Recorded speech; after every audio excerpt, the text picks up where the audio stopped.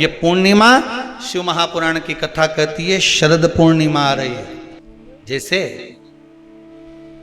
धन उलझ गया, तुमने तो कोई अच्छा सोच कर किसी को पैसा दिया,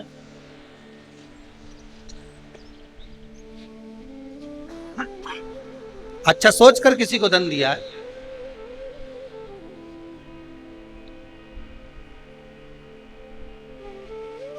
और वह धन उलझ गया, नहीं आ रहा, पैसा वापस दे ही नहीं रहा।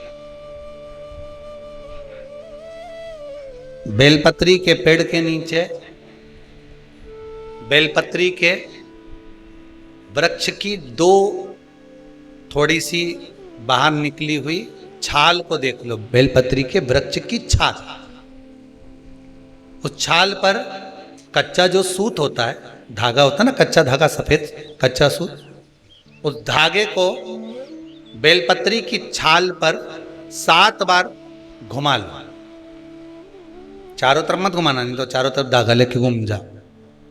बेलपत्री का जो वृक्ष होता है, उस वृक्ष की छाल पर 7 बार घुमा लीजिए। ये केवल शरद पूर्णिमा का ही उपाय है, इसके बाद नहीं करना है, केवल एक ही दिन होगा। बेलपत्री की छाल पर उसको घुमा लीजिए 7 बार घुमाकर, जब वो जनेऊ की तरह हो जाएगा ना, उसको उतार लीजिए। बेलपत्री के वृक्ष के नीचे घी का दिया लगाइए, हाथ में उसको रख लीजिए। जिस व्यक्ति को तुमने धन दिया और वो उलझ गया, नहीं दे रहा, पैसा पहुंचा नहीं रहा है, उस छाल पर जो धागा आपने लपेटा है, श्री शिवाय नमस्तुभ्यम का स्मरण कर कर बेलपत्री के पेड़ के नीचे कुंदकेश्वर महादेव का नाम लेकर उस धागे को शंकर भगवान को छुआकर महाराज माता पार्वती के चरणों में ले जाकर छोड़ दीजिए। अब विनती कर कर छोड़ दो और निवेदन कर दो, माँ मेरी इतना धन है, इतना पैसा है, विश्वास कर कर मैंने उसको दिया था, वो नहीं दे रहा, माँ से निवेदन करो। फिर कहेंगे संसार वालों के सामने जाकर रोगे तो दुनिया के लोग हंसी उड़ाएंगे। आप किसी से कह दो मेरा 5 लाख रुपए वो लेकर भाग गया, दिया काय को, हमसे पूछा था, हमने कहा था। दुनिया के लोगों के सामने जाकर कहोगे तो हंसी उड़ाएंगे, अच्छा है लेकर भाग गया, अच्छा है डूब गया। हमें किसी के सामने नहीं रोना। द्रौपदी के 5 पुत्र जब मारे गए तो द्रौपदी किसी के सामने जाकर नहीं रोई। द्रौपदी अगर रोई तो परमात्मा के चरणों में जाकर रोई।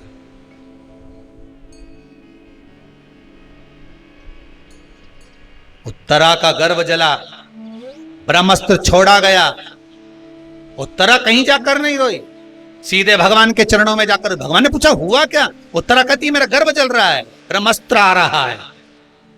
अगर संसार वालों के कहने में पड़ी रहती तो उत्तरा का गर्भ भी नष्ट हो जाता, पर भगवान के चरणों में चली गई। भगवान ने अंगुष्ठाकृति धारण करी, गर्भ में जाकर परिक्रमा करी, उत्तरा के गर्भ में पहुंच गए। जो बालक प्रविष्ट हुआ, परीक्षित हुआ, आते सी जन्म लेते सी जिसने परीक्षा करी वो परीक्षित हो गया। श्रीमद् भागवत में लिखा है।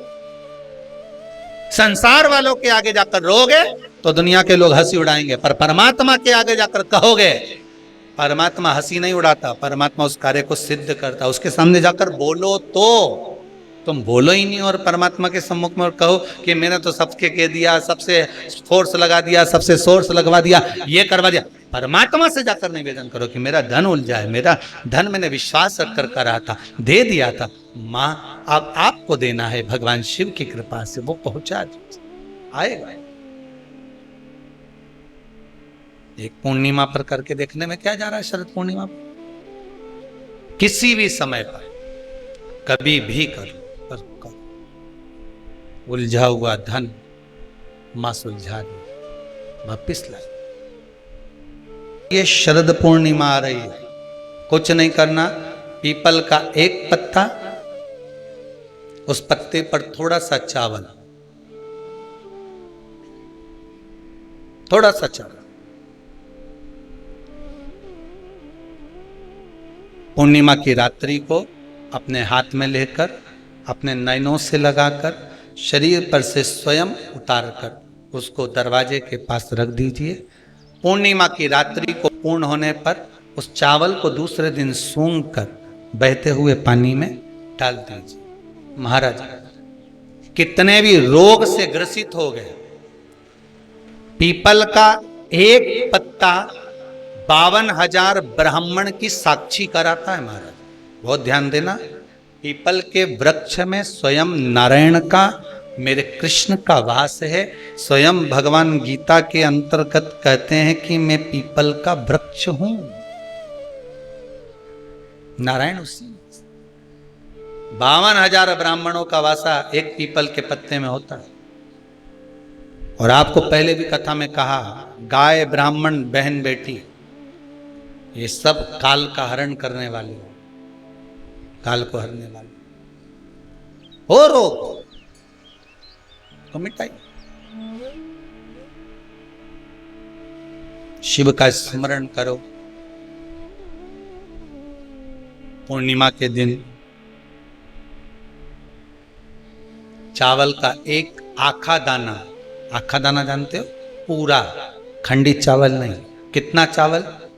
एक दाना चावल का शंकर भगवान के शिवलिंग पर समर्पित करिए। एक बेलपत्र जिसका डंडी का मुख अपनी ओर हो, जहां से चावल चढ़ाया है, उस चावल के ऊपर अपनी कामना कर कर रख दीजिए और चंद्रमौली भगवान का स्मरण करिए। कौन से भगवान? शंकर भगवान का सर्वश्रेष्ठ सुंदर नाम है चंद्रमौली। चंद्रमौली भगवान का स्मरण करिए। अपनी कामना कर कर बेलपत्र समर्पित कर कर शिव जी पर एक लोटा पानी, एक जल पात्र समर्पित करो, कलश से जल चढ़ा दीजिए। नैनों में वो जल लगाकर अपनी कामना कर कर वापिस घर को आइए। अगली शरद पूर्णिमा आएगी, जो कामना करी है मेरा चंद्रमौली भोलेनाथ उसे पूर्ण कर ही दे। जिनके नैनों में नंबर बढ़ते चले जा रहे हो, चश्मा उतर नहीं रहा हो, दूर का नहीं दिखे, कहीं किसी को पास का नहीं दिखे, रहते हैं।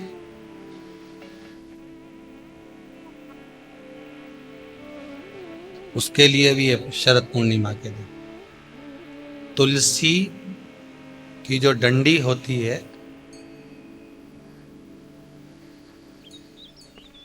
तुलसी जैसे बेलपत्र की जो ये डंडी है, ऐसे ही तुलसी का जो पत्ता होता है, उस पत्ते की जो डंडी होती है, उस डंडी को चंद्रमा को देखा जाता है। उस डंडी की जो कोर होती है, उस कोर को दृष्टि से मिलाया जाता है। शरद पूर्णिमा की रात्रि ठीक 12 बजे आप चंद्रमा की, जैसे चंद्रमा का भाग, उस चंद्रमा के भाग को आप उस डंडी के भाग से निहारने का प्रयास करिए। महाराज घर में आइए, घी का दिया लगाइए। उस घी के दीप को लगाने के बाद पूर्णिमा के दिन उस पर एक प्लेट थोड़ी तिरछी कर कर रख दो, जिससे उसकी कालोच, काई की, उस दीप की, घी के दीप की कालोच उस प्लेट पर आ जाए। थोड़ी सी कालोच ले लीजिए, 5-10 मिनट में आ जाएगी। उसको गाय के घी में मिलाकर आंखों में सुरमा लगाकर रात्रि को सो जाइए। 3 दिन बाद आप महसूस करेंगे कि नेत्र की ज्योति बढ़ना प्रारंभ हो रही है। नेत्र की। अब इस प्रयोग को करने में कोई धन लगा तुम्हारा? अरे बोलो तो सही। कोई दौलत लगी तुम्हारी, कोई संपदा, या फिर तुमने सियोर वाला महाराज के लाके खूब बटोर के दे दिया, कुछ लगा? नहीं। तुम करोगे, लाभ तुम्हें मिलेगा।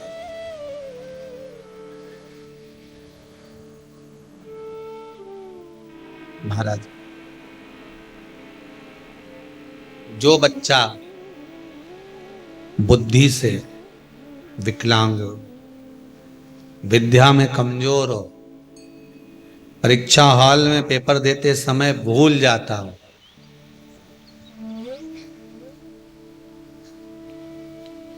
विवेक काम ना करता हो, तो निवेदन है किसी भी पूर्णिमा की रात्रि को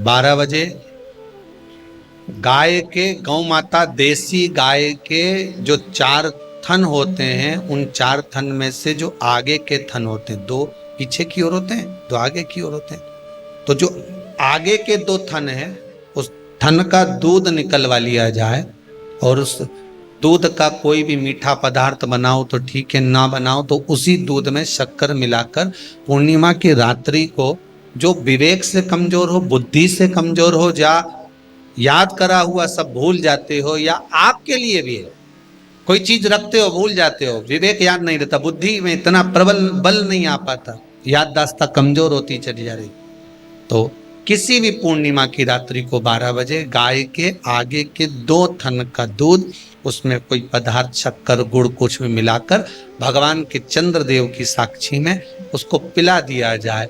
महाराज बार बार पिलाने की जरूरत ही नहीं पड़ेगी, एक ही बार में काम कर जाएगा और विवेक पूर्ण तरह से कार्य करने लगेगा।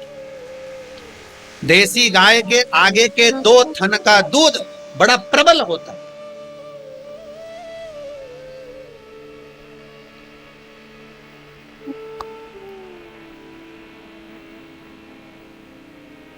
पूर्णिमा की रात्रि को 12 बजे उसका प्रयोग किया जाए। आप उस दूध को निकाल लो शाम के समय, रात्रि के समय ग्वाले से कहकर जिसके यहां पर देसी गाय हो वहां निकलवा कर उसको रखा जाए, उसका पान करा जाए। महाराज कई लोग कहते हैं गुरुदेव हमने सुना है शरद पूर्णिमा के दिन अमृत बरसता है,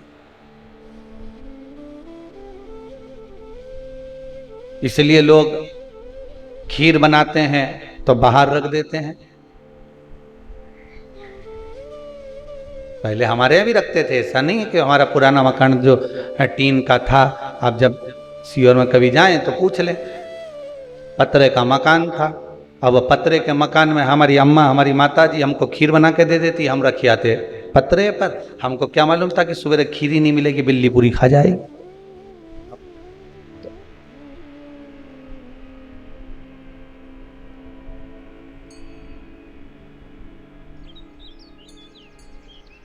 अब पहले ऐसा महसूस होता था कि हो सकता पड़ोसी पत्रे पे से कूद कर आ गए हो, पर वो तो बाद में मालूम पड़ा कि बिलैया खा गई है।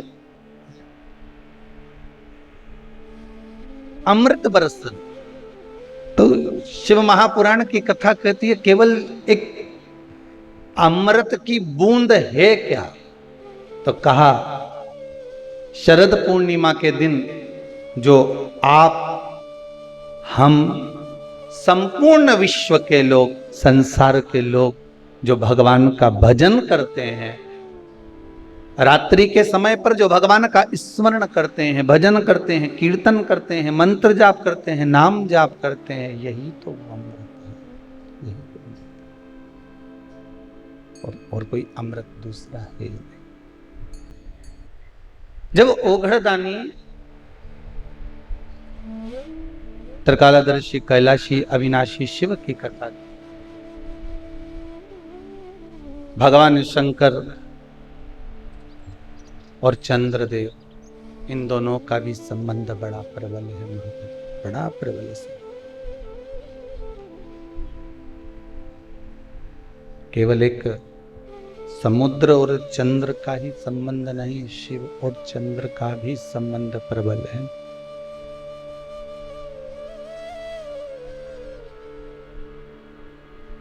एक बात ध्यान रखिए, समुद्र का सबसे बड़ा गुण यही है कि वो घटते हुए चंद्र को देखकर दुखी होता है और बढ़ते हुए चंद्र को देखकर प्रसन्न होता है।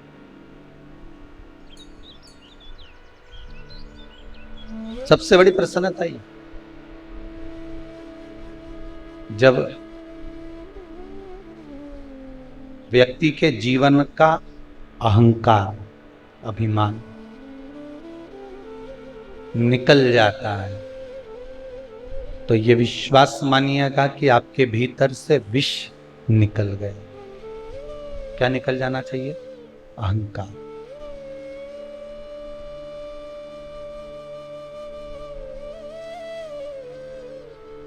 अभी परसों जलाया है ना रावण, रावण कब जलाया? अरे बोलो तो जम के, परसों।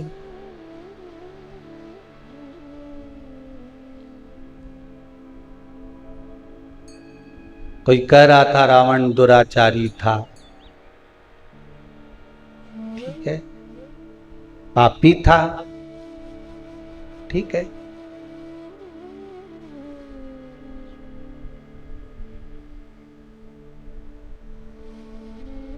रावण दुराचारी भी था आपके हिसाब से, पापी भी था, पर आज के मनुष्य जैसा दोगला तो नहीं था।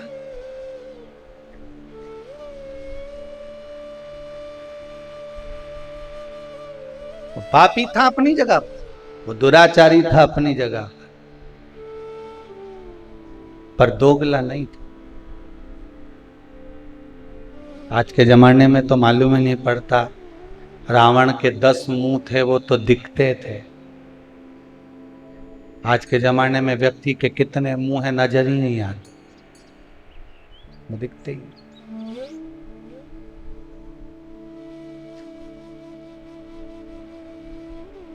पर जिसने जो देखा उसे वही दिखा।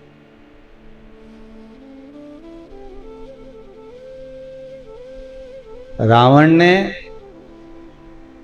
माता सीता का तो स्पर्श भी नहीं करा जब तक लंका में मां जानकी रही, पर आज तक भी अगर पुतला जलता है तो वो रावण का ही जलता। पुतला सही मायने में जलना था तो दुर्योधन और दुशासन का जलना था, जिसने तो चीर खींच दिया था।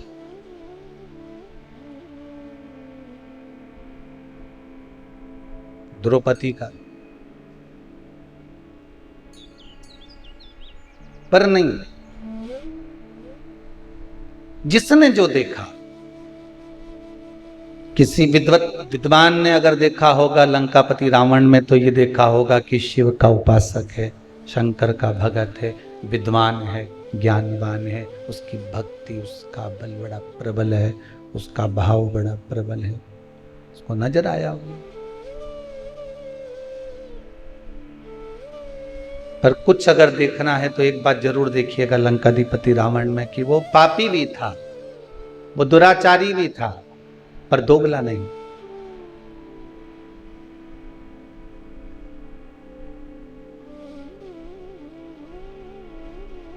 जो किया, राम जी सम्मुख में है रावण के, और कितना सुंदर बात है महाराज जी।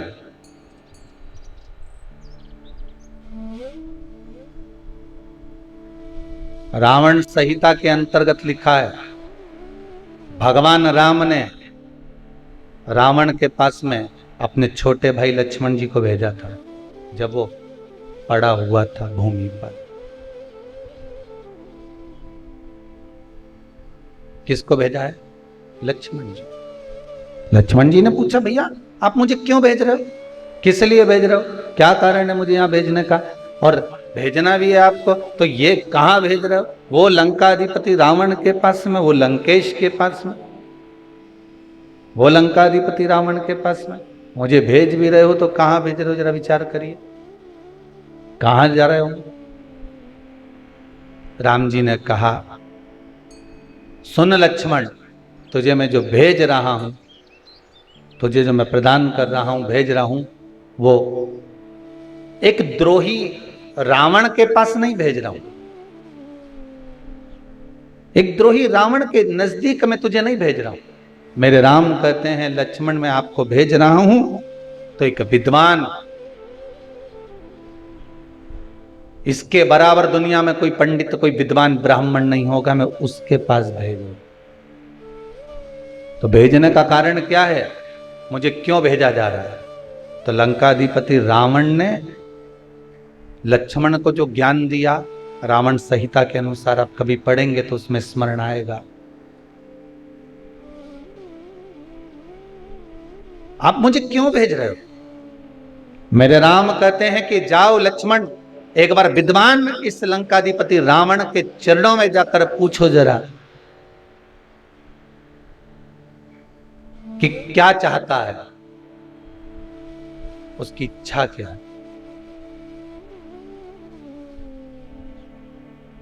थोड़ा ज्ञान की बातें करिए आप। लक्ष्मण जी गए और रावण के पास में सिर के पास जाके खड़े हो गए। रावण ने देखा कि लक्ष्मण आए तो रावण ने अपना मुंह फेर लिया इधर। अब इधर मुंह फेरा तो लक्ष्मण जी को गुस्सा आ गया। लक्ष्मण जी दौड़कर फिर भैया के पास में गए। क्या भैया, कहाँ भेज दिया आपने उस रावण के पास में, लंकाधिपति के पास में? इतना अहंकार उसको कि मुझे देखकर उसने मुंह फेर लिया। तो राम जी ने कहा, लक्ष्मण एक बात बता, गुरु जी के पास ज्ञान लेने जाते हैं तो उसके चरणों में बैठते हैं कि उसके सिर पे बैठते हैं? लक्ष्मण जी बोले, उनके चरणों में बैठते हैं। तो तू रावण से ज्ञान लेने गया था तो चरणों में खड़ा था कि सिर पे खड़ा था? लक्ष्मण बोले, मैं सिर के पास खड़ा था। राम जी बोले, अब चरणों में जाके खड़े हो, जाओ चरणों में जाओ। और रावण के चरणों में जैसे लक्ष्मण जी गए, तब रावण ने लक्ष्मण जी को बुलाया और बुलाकर कहा, लक्ष्मण जी ने पूछा, आपकी कोई अंतिम इच्छा हो, प्राण छूटने वाले हैं, आपके प्राण जाने वाले हैं, नाभि में अमृत सूख चुका है, बाण लग चुका है, आप मरने वाले हो, कोई आपकी इच्छा हो तो जरूर बताना। रावण मरते मरते भी एक सत्कर्म करते हुए चले गया। शायद दुनिया के लोग उसका वर्णन करें चाहे नहीं करें, पर पूर्णिमा शिव महापुराण की कथा आज ये अवस्थी परिवार भोपाल सरगुप्ता परिवार छत्तीसगढ़ से करा रहा है। तो इस प्रसंग को अपने जीवन में उतार कर रखना कि मरते मरते रावण एक सत्कर्म कर कर चला गया और लक्ष्मण जी से कह कर चले गया कि हे लखनलाल, मेरे राघव जी से विनती करना, मेरे राम जी से विनती करना कि मेरे जितने राक्षस मरे, ये तो मेरे राम जी और लखनलाल जी और उनकी सेना के द्वारा मरे हैं। जो राम की सेना के द्वारा मरे हैं, या राम के द्वारा मरे हैं, या लखनलाल जी के द्वारा मरे हैं, उनके द्वारा मरे हुए मेरे सारे राक्षस तो उनके हाथ से मर मर के बैकुंठ चले गए, पर इतने सारे बंदर ये हमारे हाथ से मरे हैं, इनको बैकुंठ मिलेगा क्या जो हमारे हाथ से मरे? तो लखनलाल जी, आप राघव जी से विनती करना कि मेरे प्राण आज दशहरे पर छूटे हैं, पर पूर्णिमा तक इंतजार करना, मेरा अंतिम संस्कार तब करना जब ये बंदरों को भी कुछ अच्छा पद प्राप्त हो जाए, इन बंदरों को भी अच्छा पद प्राप्त हो जाए। रावण का शव पड़ा रहा, मंदोदरी बिलखती रही, रोती रही, विभीषण बात और संवाद राम जी से करते रहे, पूर्णिमा तक पड़ा रहा। तब अंत बिंदु क्या हुआ? जब पूर्णिमा का चंद्र आया, तब राघव जी ने कहा, ए चंद्रदेव, आप शंकर जी के मस्तक पर विराजमान हो, कृपा करो, इन रावण के साथ वालों का उद्धार तो मेरे हाथ से मरते से ही हो गया, बस इतनी कृपा और कर दीजिए कि आपकी चंद्रमा की अमृत की बूंद इन बंदरों पर गिरा दीजिए, जिससे यह पुनः जीवित हो जाए, इनको अमृत तत्व मिले। ये भक्ति का तत्व, ये भक्ति का तत्व है। रावण के तब अंतिम संस्कार। अब सोचिए, जाते जाते भी भलाई का काम करके जा रहा है। और आज के जमाने में व्यक्ति जाते जाते भी पूरे झगड़े का काम करके जाता है। लिख के जा रहा हूं, ये मेरे शरीर को हाथ नहीं लगा, ये मुझे छुए नहीं। अरे ऐसा कहां का काम? जरा सा झगड़ा हो ही नहीं तो तुम लड़ाई में कह दो, मैं तो पांव नहीं धरूंगा तेरे यहां, और तेरा मुंडा नहीं देखूंगा, और मैं तेरे यहां आऊंगा नहीं। अच्छा, तुम जैसे संसार के लोगों से लड़ाई करो कि तो मैं तेरे यहां आऊंगा ही नहीं, ऐसी लड़ाई एक आध दिन तुम महादेव से कर लो कि मैं तेरे यहां आऊंगा ही नहीं, तो महादेव के नहीं आएगा तो बांध के लाएंगे, पर आना तो पड़ेगा। ऐसी लड़ाई तुम कर लो भगवान से कि मर जाऊंगा पर तेरे यहां नहीं आऊंगा। संसार के लोगों से लड़कर तो कह सकते हो कि मैं तेरे यहां नहीं आऊंगा, झगड़ा कर लिया, लड़ लिए, बोल दिया, अपशब्द ताने कह दिया, पर भगवान से लड़कर कह दे तो कम कि हम तुम्हारे यहां नहीं आएंगे, जा तुमसे जो बन जा कर लो, जाओ कर लो। भगवान से कौन लड़े? अमृत की वो बूंद है चंद्र, बरसात। महाराज शिव महापुराण की कथा कर रहे हैं। शंकर नाम में वो अमृत छुपा हुआ है। क्यों कहते हैं महामृत्युंजय? क्यों कहा गया?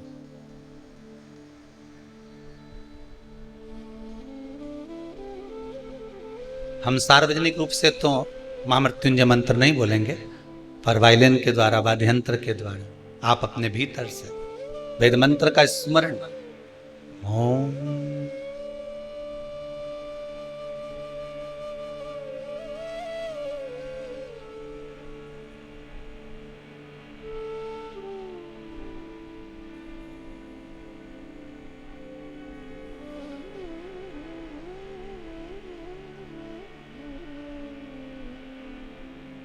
इसमें अमृत छुपा है।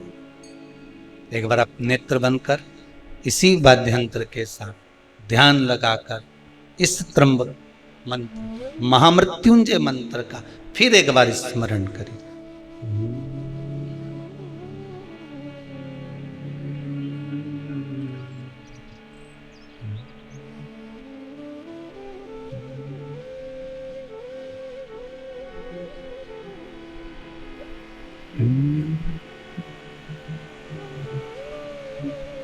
ये वो मंत्र है शिव का अमृत तत्व इस महामृत्युंजय मंत्र के अंदर छुपा हो।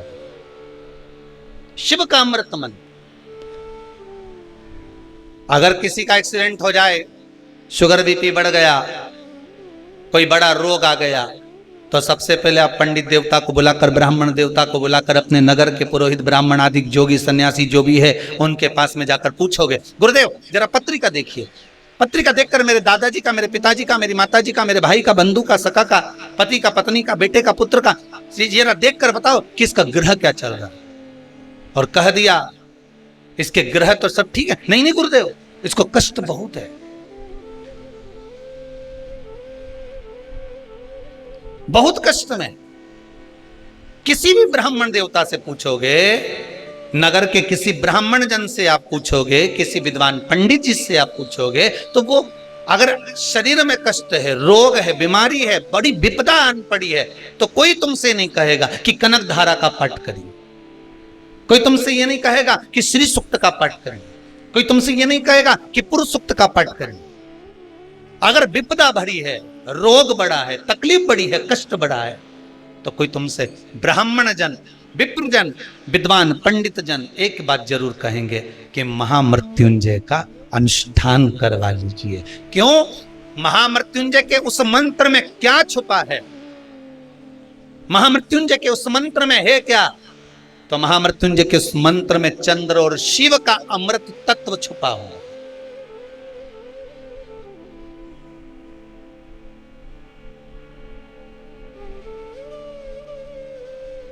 वो अमृत तत्व छुपा। श्री शिवाय नमस्तुभ्यम, ये शिव महापुराण का मूल मंत्र है। जैसे भागवत जी का मूल मंत्र है ओम नमो भगवते वासुदेवाय, रामचरितमानस का मूल मंत्र है सीताराम, श्री राम।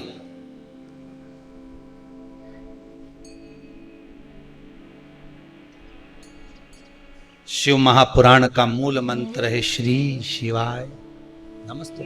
इस मंत्र में कुछ तो सुख होगा। ये किसी ने पर्चा लिखकर भेजा है, देखिए पर्चे तो आए हैं पर हम पढ़ नहीं पाए हो ज्यादा।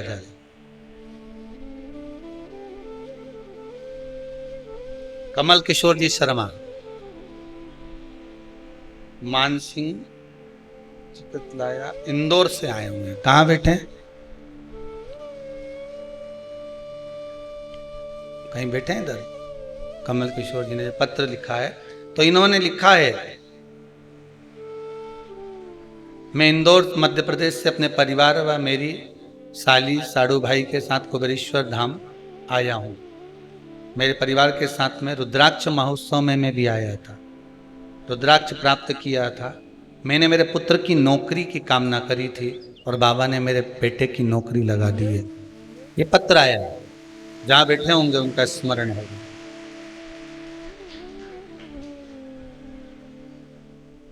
इसी में एक और चीज लिखी है उन्होंने कि मेरे पत्नी को भी कोरोना हो गया था 90%, पर बाबा ने खूब लाज रखी। ये पत्र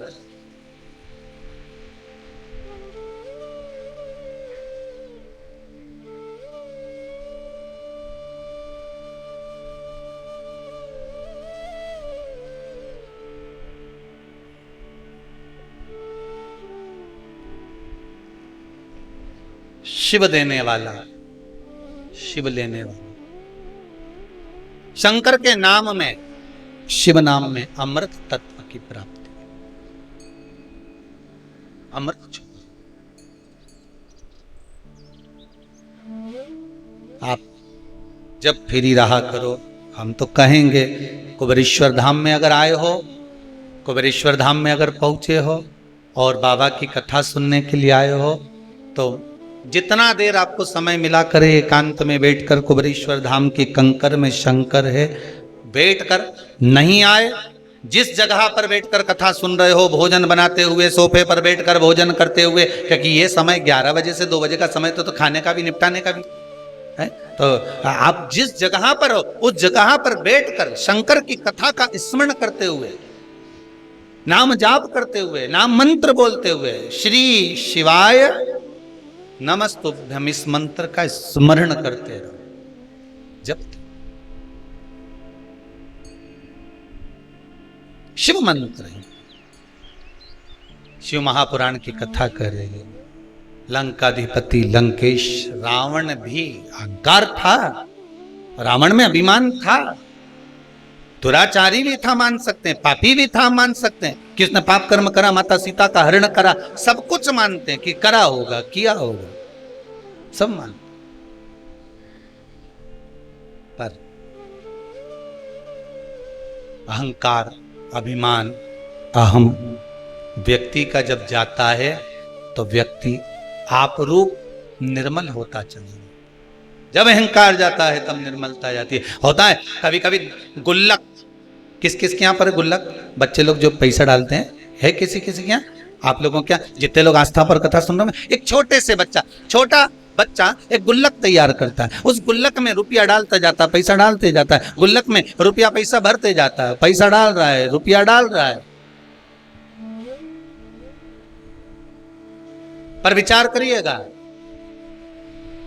एक दिन गुल्लक को अहंकार आ जाए कि जितने रुपए डले हैं सब मेरे। बोलो सही बात है? ये गुल्लक के हैं क्या है? और एक दिन गुल्लक को अहंकार आ जाए कि जितना रुपया डाला ये सब मेरा है, इसमें जितना पैसा पड़ा सब मेरा है, और गुल्लक को अहंकार आ जाए, और एक दिन कहीं का व्यक्ति आए और छोरे ने जो गुल्लक उठाई उनके 2 दोचा फेंका, ने पैसा सब निकल के बाहर आया। तब गुल्लक को समझ में आया कि जब तक मैं फूटी नहीं, जब तक मुझे फोड़ा नहीं, जब तक मुझे तोड़ा नहीं, जब तक मैं टूटी नहीं, तब तक ये धन मेरा था। गुल्लक को अभिमान था जब तक धन मेरा था, और जैसी टूट गई फिर समझ में आया कि ये धन मेरा नहीं था, मैं तो गुल्लक थी, इकट्ठा कर रही थी, दूसरे के लिए जोड़ रही थी, और एक दिन जिसके लिए जोड़ा उसी ने मुझे, हर जम के तो बोलो, तोड़ा। मैंने जिसके लिए जोड़ा उसी ने मुझे तोड़ा, और तोड़ा तो मैंने जिंदगी भर इसी के लिए जोड़ा था, मुझे छोड़ना पड़ेगा, देना पड़ेगा। गुल्लक की कथा नहीं, अपन सब की कथा है। जैसे गुल्लक में 5-5 रुपया, 2-2 रुपया, 10-10 रुपया, 50-50 रुपया, 100-100 रुपया, 1000-1000, 2000, ये सब जोड़ जोड़ कर जो हमने रखा गुल्लक में, उसी तरह हम गुल्लक की तरह है। एक छोटा सा फ्लैट है, खरीद लो, थोड़ा सा बना लो, किसके लिए? बच्चे बड़े होंगे उसमें रहेंगे। गुल्लक की तरह हम भी जोड़ना है। साड़ी मिली मायके से, नहीं पहनी, अच्छी थी, बेटी के लिए रख दो, और अच्छी थी, बहू को चढ़ावे में चढ़ा देंगे।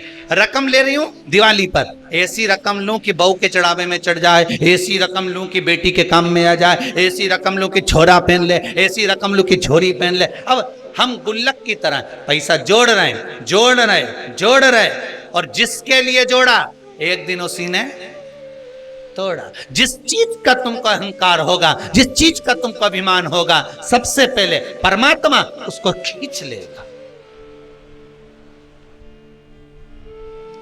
काया का अहंकार करोगे तो सबसे पहले काया जाएगी, धन का अभिमान करोगे तो सबसे पहले धन जाएगा।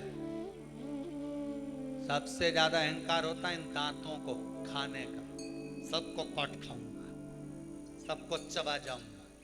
पूरे शरीर में सबसे पहले यही जाए, पूरे शरीर में।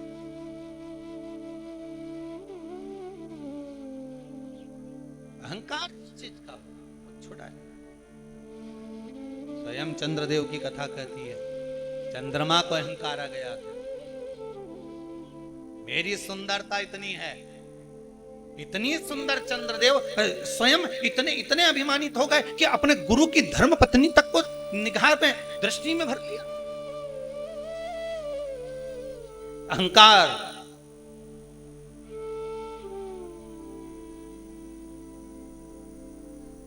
अहंकार जब आता है व्यक्ति समझ नहीं पाता। जब अहंकार आ गया वो समझा नहीं। वाणी भी कर्कश।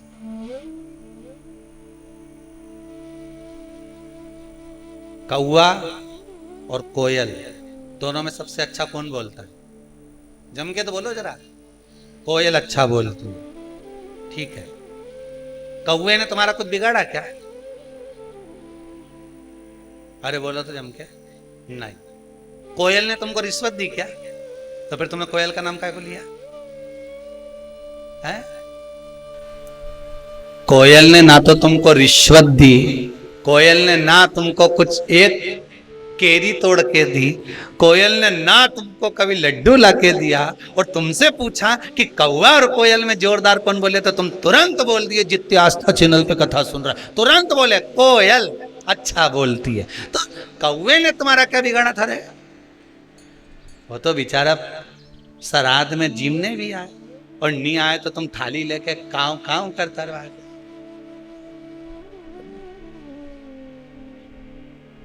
इसके बाद भी तुम्हारा पितरों के नाम से आए जीमने, तो भी तुम्हारे मुंह पे नहीं आया कि कौवा अच्छा बोले।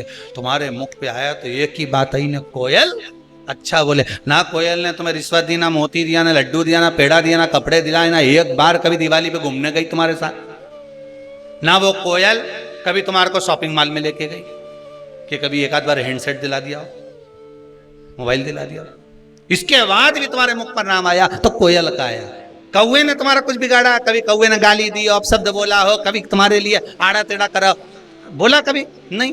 पर कारण केवल एक था कि कौवा बोलता बड़ा बेकार था और कोयल बोलती बड़ा मीठा थी। बस निवेदन यही है, आप किसी को धन दो मत दो, आप किसी को दौलत दो मत दो, आप किसी को संपदा दो मत दो। मेरा निवेदन केवल इतना सा है, घर में जितनी माताएं निवास करती हैं, घर में जितनी बहुएं निवास करती हैं, घर में जितने बेटे रहते हैं, घर में जितने बुजुर्ग रहते हैं, उन सब से निवेदन है कि कौवा ना तो किसी का कुछ बिगाड़ता है और कोयल ना किसी को कुछ देती है, तो भी कोयल की बड़ाई होती है। उसी तरह तुम भी कुछ मत दो। रोटी बनाना हो तो बनाओ, नहीं बनाना मत बनाओ। जाओ ने कमरा में सो जाओ, पर मुंडा से जो आवाज निकालो तो कोयल जैसी निकालो, तो दुनिया में तुम्हारा पूछने वाला ढेर हो जाए, ढेर पूछेंगे। बस वाणी की प्रधान, वाणी ऐसी बोलिए जो मन का आपा खोए। पर आज के जमाने में वाणी ऐसी बोलिए जो जम के झगड़ा होए, पर उससे मत बोलिए जो तुमसे तगड़ा। आज का जमाना तो बोलो, मना नहीं, तुम करो काम ना करो तुम्हारी मर्जी पड़े उतना करो, पर मुख से जो वाणी निकले श्रेष्ठता की निकलना होना चाहिए। जो मुख से वाणी निकले वो अच्छी निकलना होना चाहिए, श्रेष्ठतम।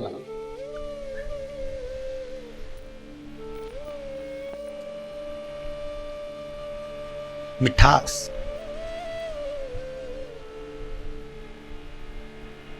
महाराज चंद्रदेव अहंकार भी आ गया था तो वाणी भी कर्कश हो गई थी, वाणी भी कर्कश हो गई। अहंकार आ गया तो वाणी कर्कश। और कैसी कर्कश हुई कि चंद्रदेव ने कह दिया मुख से कि मेरी जो सुंदरता है वो बड़ी प्रबल है। बस इतना कहना था, रोहिणी उनकी ओर आसक्त हो गई, सारी रानियां दुखी हो गई। ससुर को मालूम पड़ा, ससुर ने श्राप दे दिया, चंद्र मैं तुम्हें श्राप, तुम्हारी काया गलने लगे, गिरने लगे, वो काया का रोग तुमको होगा। बस कारण यही शिव महापुराण की कथा कहती है, जिस चीज का तुम्हारे को अहंकार होगा, जिस चीज का तुमको अभिमान होगा, सबसे पहले वही जाओ, वही।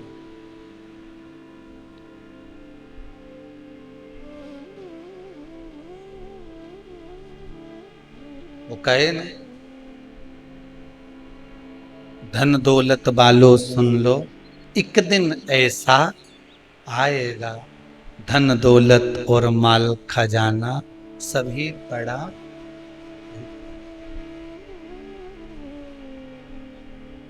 सुंदर काया माटी होगी, चर्चा होगी गली गली, ले लो रे कोई राम का प्यारा, शोर मचा गली गली, शोर मचा।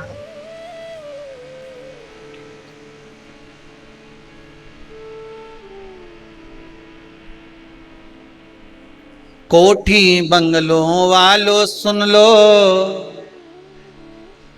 एक दिन ऐसा आएगा। अरे कोठी बंगलो वालों सुन लो, जिनको एक मिनट एसी के बगैर नींद नहीं आए, वो शमशान में 3 दिन कैसे रहेगा? 3 दिन ही रखते ना। अरे बोले तो सही, एक दिन आग लगाई, दूसरे दिन तक ठंडा हुआ, तीसरे दिन भर के ले गए, छोड़िया। अब 3 दिन जो के मेरे पिताजी के बिना नहीं रह सकता, मैं अपनी माताजी के बिना नहीं रह सकता, मैं अपने बेटे के बिना नहीं रह सकती, मैं अपने परिवार के बिना नहीं रह सकता। वहां आग लगा के छोड़ आएंगे अकेले।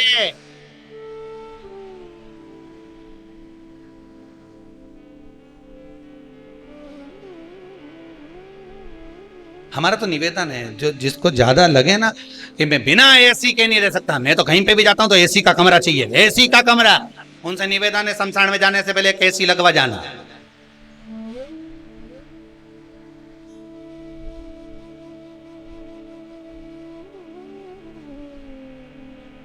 और कह देना ओपनिंग में करूंगा, लिख के जाऊंगी, वसीयत में लिख, बिना एसी के कमरे के में नहीं रह सकता। तो शमशान में बिना एसी के कैसे? तो एसी लगवाओ, बेटो से कह जरा शमशान में एसी लगवा। तो शमशान में कहां लगवाऊं? जा मुर्दा जले, ओपनिंग कौन करेगा? जिस दिन मैं आऊंगा सोऊंगा, 3 दिन में ओपनिंग, बस तो लगवा। अरे कोठी बंगलो वालों सुन लो, एक दिन ऐसा, इसीलिए कहते हैं, बार बार निवेदन करते हैं, साल भर में कम से कम 5 दिन 7 दिन ऐसे निकालो कि गुरु के चरणों में जाकर रहो। जब गुरु के चरणों में जाकर रहोगे तो ना तुम्हारा एसी का कमरा मिलेगा, ना डनलप का गद्दा मिलेगा, एक जरा सा कारपेट मिल गया, उस पे छोटा सा चद्दर डाल लो, पड़े रहो। वहीं पे जाकर अहंकार टूटता है, केवल गुरु के दरवाजे पर। कहीं अहंकार टूटेगा तो वहीं टूटेगा, पड़े रहे 7 दिन 8 दिन गुरु के चरणों में जाकर, भगवान के चरणों में जाकर, किसी तीर्थ में जाकर, वहां अहंकार को तोड़ कर रहना, अहंकार के साथ। चंद्र को अहंकार था, काया का काया बेकार, ऐसी गई काया, टपकने लगी, टपक रोने लगा चंद्रदेव। क्या करूं मैं, करूं क्या? देव ऋषि नारद मिले, नारद भी गुरु हैं, गुरु ने बता दिया, और गुरु होता ही ऐसा है, मार्ग बता दिया।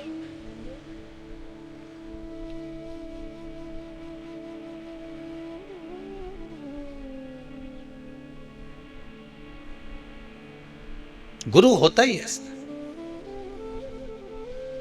एक व्यक्ति कभी भगवान का भजन नहीं करता था, कभी नहीं, जीवन में कभी उसने सत्कर्म नहीं करा, भजन नहीं करा, पाप ही पाप करा। एक दिन उसकी मां ने कहा, क्या बेटा तू दिन भर पाप करता रहता, गलत काम करते रहता है।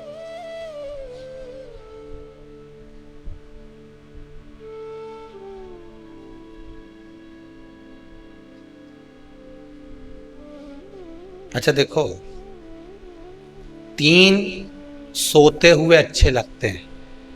कौन? जम के बोलो। 3 सोते हुए अच्छे लगते हैं। पहले नंबर पर शेर, दूसरे नंबर पर पियक्कड़। अब हंसे क्यों? अब इसमें हंसने की बात क्या? अब उसमें सीधी बात, 3 सोते हुए अच्छे लगते हैं। पहले नंबर पर शेर, दूसरे नंबर पर पियक्कड़, तीसरे नंबर पर सांप। ये तीनों जागते हैं तो गड़बड़ी करते हैं। इसलिए ये तीनों जितने सोते रहते हैं, इनको देखकर सोता रहे भगवान, सोता रहे। जंगल में शेर सोता रहे तो तुम्हारा कुछ बिगड़े? अरे बोलो बोलो ईमानदारी से। और अगर शेर जग जाए तो बिगड़े ही बिगड़े, फिर तो सुधरेगी। और दूसरे नंबर पर पियक्कड़ सोता रहे, तब तक भगवान इसको थोड़ा सुना देना है। और जो पियक्कड़ उठा, फिर तो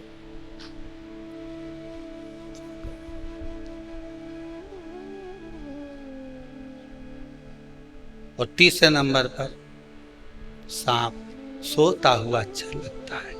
कोटर में भरा रहे, एक छिद्र में पड़ा रहे, सोया रहे, अच्छा है। और सांप जब जग जाए तो बिना पुंगी के भी पुंगी बच जाए। ये 3 सोते हुए ये जगे, इनने गड़बड़ी करी, ये गड़बड़ कर, इनको सौंप दो। अभिमान जब आया, कहा तो एक कहा वो पाप कर्म में लिप्त था। माँ ने कहा बेटा कभी पुण्य भी कर लिया कर। कोई पुण्य नहीं करूंगा, मैं तो करना ही नहीं कोई पुण्य, मैं तो पाप ही करूंगा। एक दिन माँ उसको कहीं ले गई गुरुजी के दरवाजे पर, और उसने जाकर गुरुजी के दरवाजे पर भी खूब पाप कर्म करा। किसी को गाली दे, किसी को अपशब्द कहे, किसी को ताने दे, पूरे मोहल्ले का कचरा ला के गुरुजी के आश्रम में डाल दे। तो गुरुजी भी बड़े परेशान, कहाँ से लिया है इसको। फिर भी गुरुजी बोले ठीक है। अब वो जाने लगा। जाते जाते गुरुजी ने बहुत सारी बात एक दिन उसको लकड़ी तोड़ते समय कह दी। तोड़ते तोड़ते लकड़ियों को उतारते उतारते गुरुजी ने उसको बहुत सारी बातें कही। तो गुरुजी ने उससे पूछा, मैंने जो कहा तूने सुना? तो पापी जो जीव था वो बोला, काय को सुनूं, मैं मेरी माँ को कह के आया था, एक शब्द नहीं सुनूंगा तुम्हारा। गुरुजी ने कहा नहीं सुना? नहीं सुना। अरे नहीं सुना तो क्या हुआ, परंतु अब तो सुन ले। क्या? कल शाम को 4 बजे तू मर जाएगा।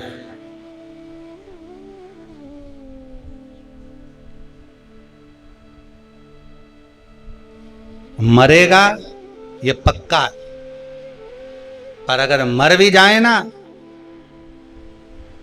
परमात्मा के सामने भी पहुंच जाए तो परमात्मा से कह देना जो लेने आए उसे एक ही बात कहना। वो पूछेंगे तेरे से कि पहले पुण्य भोगेगा कि पाप भोगेगा, तो कह देना पाप भोगूंगा और पुण्य को मुझे मेरी आंखों से देखना। बस इतना कहना और कुछ मत कहना। जा। अब इसको तो लगा कोई गुरुजी कोई सत्य बोलेंगे कि मैं 4 बजे मर जाऊंगा, और जैसे ही 4 बजे दूसरे दिन तो निपटी गया, मर गया। मरकर यमराज की कैद में गया तो यमदूतों ने ले जाकर इसको यमराज के सामने खड़ा करा। यमराज ने कहा बता पुण्य भोगेगा कि पाप भोगेगा? तो क्या पाप तो भोगूंगा पर पुण्य अपनी आंखों से देखूंगा। तो दोनों में से पहले क्या करना चाहता है? तो उसने कहा पाप भोग लेता हूं और पुण्य अपनी आंखों से देख लेता हूं, बस बता दो। अब इतने में यमराज ने कहा ये कोई बात होती है कि पुण्य अपनी आंखों से देखेगा? मर गया क्या पुण्य के खाक देखेगा? नहीं, मैं तो अपनी आंखों से देखूंगा। यमराज इसको ले गए इसको नरक का भोग भुगताते भुगताते भगवान ब्रह्मा जी के पास पहुंच गए। ब्रह्मदेव ने पूछा हुआ क्या? प्रभु समझ में नहीं आ रहा है। ये एक ही बात लेकर बेटा कि पाप का भोग भोगूंगा और पुण्य अपनी आंखों से देखूंगा। अब ये मर के आ गया तो क्या पुण्य क्या खाक देखेगा? ब्रह्मा जी बोले तुम अपने काम में लग जाओ, मैं सब निपट लूंगा।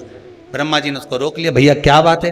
उसने कहा बस एक ही बात है, मेरे को पुण्य अपनी आंखों से देखना और पाप भोगना है। तो ब्रह्मा जी ने कहा तुमने पाप भोग लिया ना? हाँ भोग लिया, अब पुण्य दिखा दो। तो ब्रह्मा जी ने कहा भैया पुण्य केवल इतना सा है कि मरने से पहले तूने गुरु की एक बात मान ली और यहां आकर उस बात को कह दिया कि पाप भोगूंगा और पुण्य अपनी आंखों से देखूंगा। तूने गुरु की मात्र एक बात मानी, इसलिए तुझे मैं ब्रह्मा का साक्षात दर्शन हो गया। एक बात अगर तूने आज गुरु की मानी है तो ब्रह्मा का दर्शन हुआ है। ये शिव महापुराण की कथा वेद व्यास जी महाराज 24,000 श्लोक को, शिव महापुराण के इन संवादों को, इन श्लोकों को, इस शिव महापुराण को, भागवत आदि पुराणों को अगर वेद व्यास जी ने लिखा है और किसी ब्राह्मण के मुख से आप श्रवण कर रहे हैं, एक संवाद, एक शब्द भी अगर आपने अपनी जिंदगी में उतार लिया तो यह पक्का है कि पुण्य तुम्हारे सम्मुख में आकर खड़ा हो जाएगा और परमात्मा का, मेरे शिव का एक ना एक दिन दर्शन जरूर हो जाएगा। यह पक्का, आप मानो, उसका स्मरण करो। पर हम सोए हुए हैं, अहंकार हम। महल अटारी वालों सुन लो, एक दिन ऐसा आएगा, धन दौलत और माल खजाना यहीं रह जाएगा, सुंदर काया माटी होगी। कितना जोरदार था, कितना बढ़िया, सुंदर काया माटी होगी, चर्चा होगी गली गली, ले लो रे कोई राम का प्यारा, शोर मचा गली गली, शोर मचा गली गली। ये जाने वाली देव ऋषि नारद मिले, सम्मुख में प्राप्त हुए।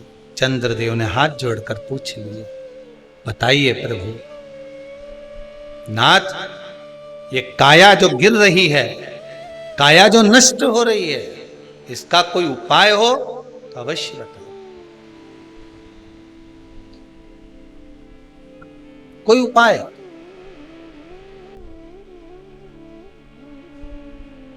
शिवदेव ने, चंद्रमा ने देव ऋषि नारद के चरण को पकड़ लिया। नारद जी बोले क्या हो गया?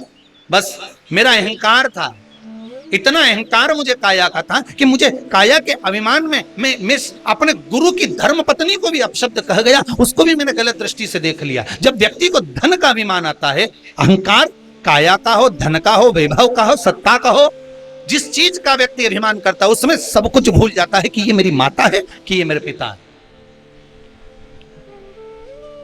ये मेरे भाई हैं, कि मेरे बंधु हैं, कि मेरे सखा हैं।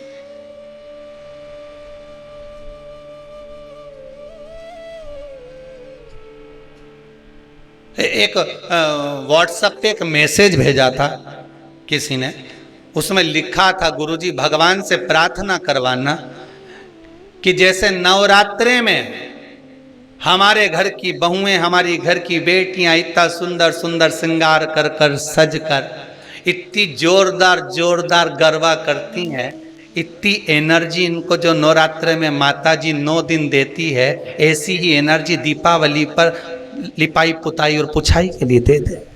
ऐसी प्रार्थना कर। नवरात्र में इतनी एनर्जी इनमें आ जाती है कि डंडा ले के ये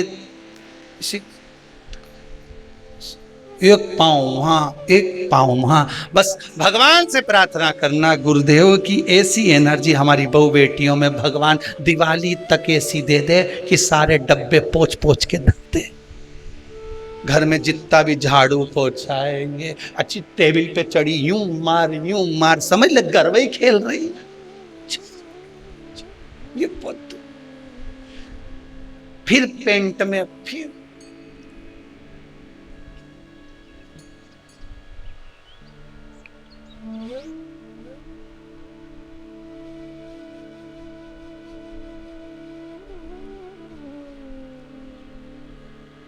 अब वो एनर्जी ना जाने कहां चली जाती है। 9 दिन के बाद अगर सास कह दे कि बेटी, उधर से झाड़ू लगाती लगाती लिया और सारे रसोई घर के डब्बों को निकाल के धो के पोंछ ले, उतने में तो 4 दिन से तो मेरी कमर ही दुख रही है, एनर्जी खत्म। वो बल समाप्त। शिव कथा कह रही, अहंकार ना करिए। अहंकार में 3 गए, धन वैभव और वंश, ना मानो तो देख लो रावण कौरव कंस। ये तीनों अहंकार में चले गए। आपका अभिमान, आपका अहंकार आपको परमात्मा से दूर कर देगा, भगवान से। अच्छा एक बात बताइए कि कई लोग कहते हैं कि कई तुम जहां जहां जाते हो ना, ऐसे वो जिनके शरीर में ऐसे ऐसे लोग घूमते हैं और घूमने के बाद कहते हैं कि तेरी कुल देवी तुझसे रूठ गई, कहते हैं ना, तेरे से तेरा ये देवता रूठ गया, वो देवता रूठ गया, परमात्मा रूठ गए। तो आप कैसे पहचानोगे कि भगवान आपसे रूठ गया? आप कैसे जान सकते हो कि भगवान आपसे रूठ गया? हमने देवी जी को धोख नहीं लगाई तो देवी जी नाराज हो गई, हमने पिताजी को धोख नहीं लगाई तो पिताजी नाराज हो गए, हमने वो देवता के ये नहीं करा तो वो नाराज हो गए। आपको कैसे मालूम पड़ेगा कि देवता नाराज होते हैं? देवता नाराज होते हैं, याद रखना, संसार में देवता अगर नाराज होते हैं तो कभी किसी का अहित नहीं करते। बहुत ध्यान देना इस बात पर, कभी अहित नहीं करेंगे देवता अगर नाराज होंगे। देवता नाराज होते हैं तो किसी का भोजन पानी बंद नहीं कर देते। देवता नाराज होते हैं तो किसी का खाना पीना बंद नहीं करवा देते। देवता अगर नाराज हुए हैं और आपको मालूम करना है कि देवता मुझसे नाराज हैं, तो कैसे मालूम करोगे? तो केवल एक काम करिएगा, अगर देवता नाराज होते हैं तो सबसे पहले आपकी पूजन पाठ छुड़वा देते हैं। क्या छुड़वाएंगे? रोज मंदिर जाती है, रोज माला उठाकर जाप करती है, रोज गीता जी का पाठ करती है, रोज दिया लगाने जाती है। 4 दिन 5 दिन 6 दिन 10 दिन अगर आप दिया लगाने नहीं गए, मंदिर नहीं गए, पूजन नहीं करी, तो समझ लेना कि देवता मुझसे नाराज हैं, इसलिए मेरा मुंह नहीं देखना, मुझसे नाराज।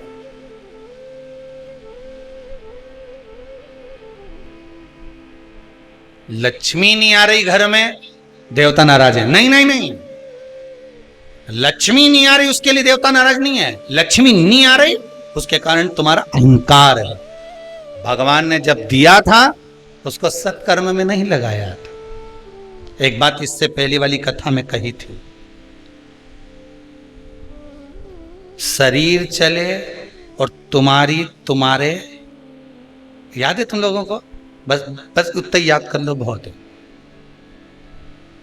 इतनी बात तुम लोग याद कर लोगे ना, तो आने वाले समय में 2-1 साल में तो तुम या हम, बस इतनी याद कर लो। बस हर कथा में से इतनी निकाल लोगे ना, तो थोड़ा तो यहाँ समझ में तो आए, लगे तो सही कि कथा अंदर गई।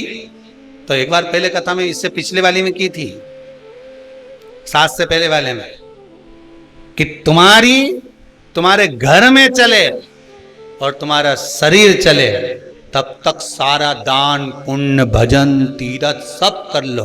और क्योंकि तुम्हारी घर में चलेगी तभी तुम दान कर सकोगे, सत्कर्म कर सकोगे, भजन कर सकोगे, शरीर सही होगा तो तीरथ कर सकोगे। अब शरीर ही साथ नहीं दे और घर में तुम्हारी नहीं चले तो कोई तीरथ होए कि दान होए?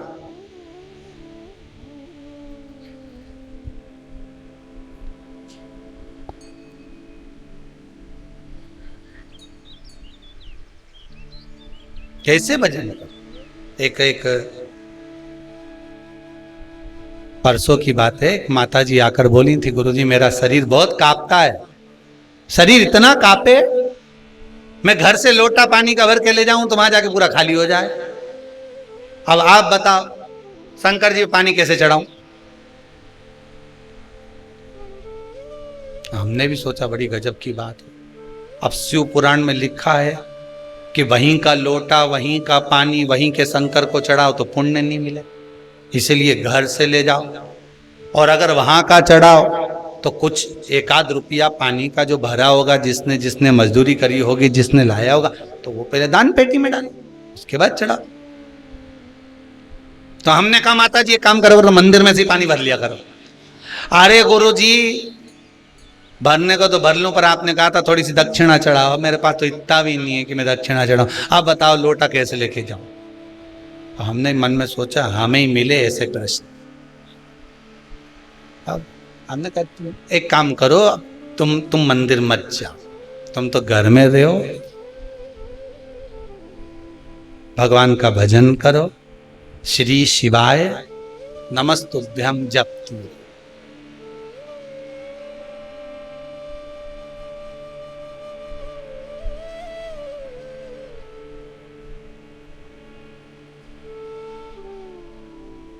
अच्छा अच्छे अच्छे को देखा,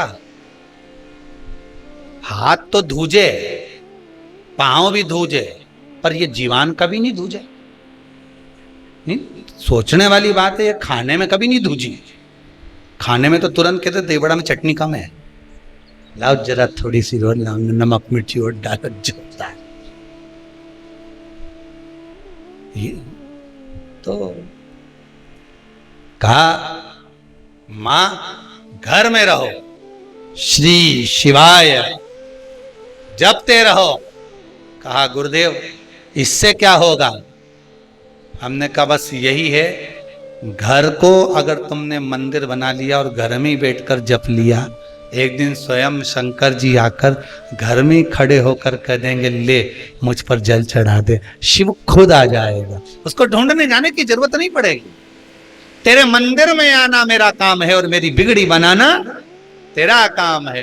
तेरे दरवाजे पर मैं आ ही गया, मुझे दर्शन दिखाना तेरा काम। ये वो जान, आप तो उससे निवेदन करो।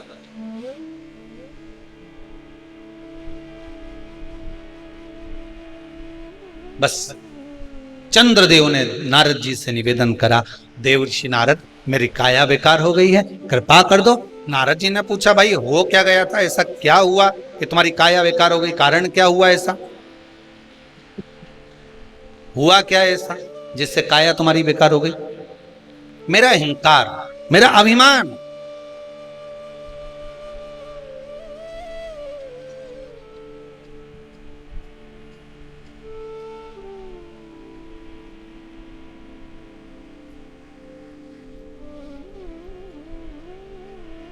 पूरे मोबाइल में तुम्हारे फोटो हैं, तुम्हारे मोबाइल में, कहीं मुस्कुराते हुए, कहीं आंख निकालते हुए, कहीं दो चोटी का, कहीं एक चोटी का, कहीं बेंदा का, कहीं नथनी का, कहीं मुस्कुराए, कहीं कुछ करे, कहीं कुछ करे, इतना फोटो तुम्हारे मोबाइल में है।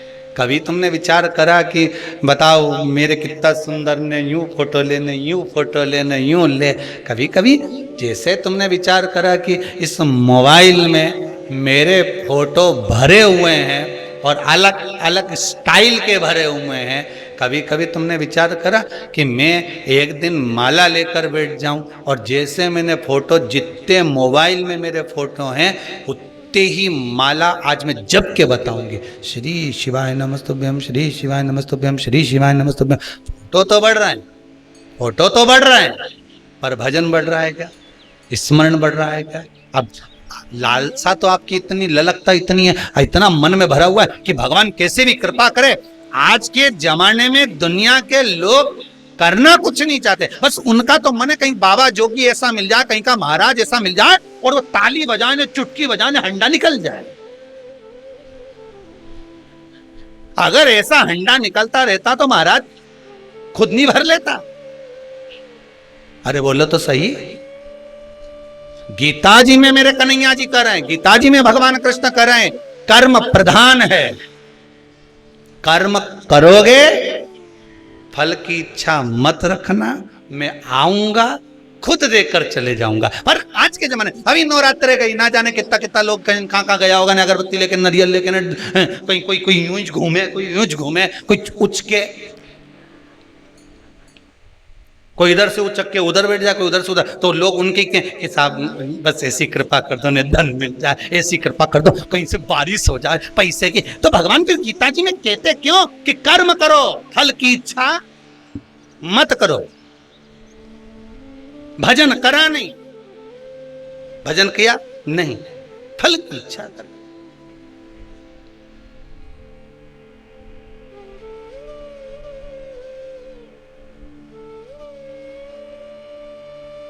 कितने संकटों को हरने मन। चंद्रदेव को काया का रोग हो गया, काया टपक टपक कर गिरने लगी, रोग देखकर आज नयनों में जल भर गया। देवऋषि नारद से कहा, आप मुझे बचा सकते हो, आप कृपा करिए, आप दया करिए, कोई सतगुरु मिले। सतगुरु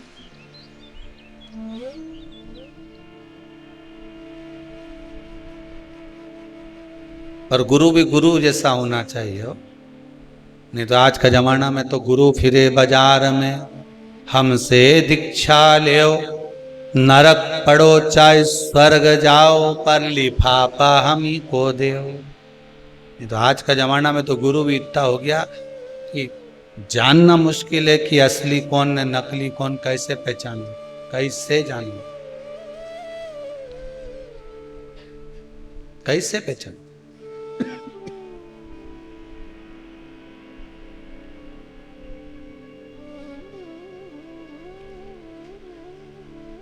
सतगुरु एक रुक्मणी जी के सम्मुख में गुरु आए और रुक्मणी जी ने जाकर कह दिया, गुरुदेव मेरे द्वारकानाथ के पास जाकर एक संदेशा दे देना कि ये पत्र में जो लिख कर दे रही हूं ये गुरुजी बस उस द्वारकाधीश के पास पहुंचा दे।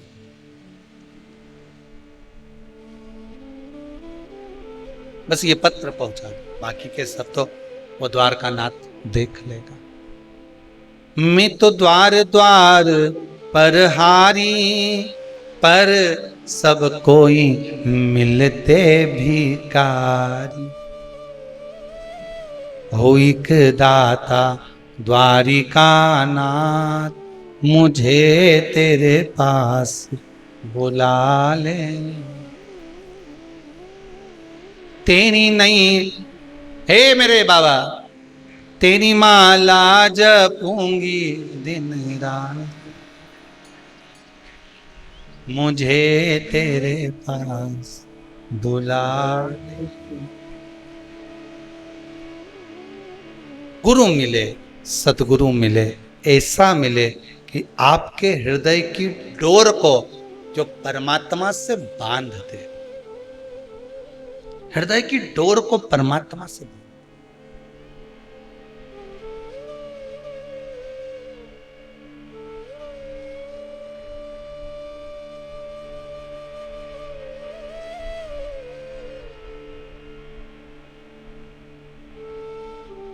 हृदय की डोर उलझ गए। चंद्रदेव के आंखों में अश्रु, मुझे काया का रोग हो गया, काया मेरी टपक टपक कर नीचे गिर रही है। देवऋषि नारद आप सुलझा सकते हो, कोई सतगुरु होगा सुलझाने का प्रयास करेगा, कोई सतगुरु।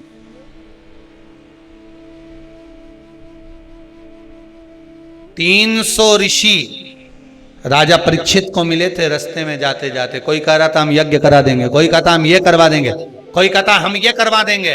राजन तेरे पास 7 दिन है। राजा ने मन में सोचा अगर यही सब करता रहा तो भगवान कहां से मिलेगा, नहीं कराऊं। बड़ के पेड़ के नीचे, वट वृक्ष के नीचे जाकर राजा बैठ गया सुखदेव जी महाराज के चरणों में। सुखदेव जी ने कथा कहना प्रारंभ कर दी, राजा ने सुनना प्रारंभ कर दी। 7 दिन पूर्ण हुए और राजा को भगवान का दर्शन हो गया। बस यही सुख है। भटकोगे तो भटकाने वाला ढेर मिलेगा। नारद जी का अहंकार, चंद्रदेव का अहंकार देव ऋषि नारद द्वारा शिव की उपासना कराना, विनय करवाना कि शंकर का अनुमोदन करोगे, शिव का स्मरण करोगे तो सुख तो मिलना ही।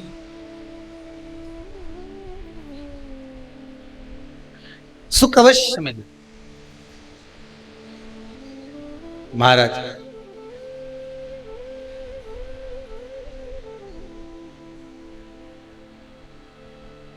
संसार में आए हो, मृत्युलोक में अगर जन्म लिया है तो सुख और दुख ये चलना है। काहे के लिए जन्म लिया था? माता के गर्भ से जब हम पैदा हुए थे महाराज, तो माता के गर्भ से जन्म लेने के बाद हमारा एक ही भाव था, ये दोनों मुष्टिकाएं बंद थी, प्रयास किया गया, निवेदन किया गया, हे भगवान हमें माता के गर्भ से बाहर निकाल दे, हम भजन करेंगे। पर भजन में कोई लगा, सब भोजन में लग गए।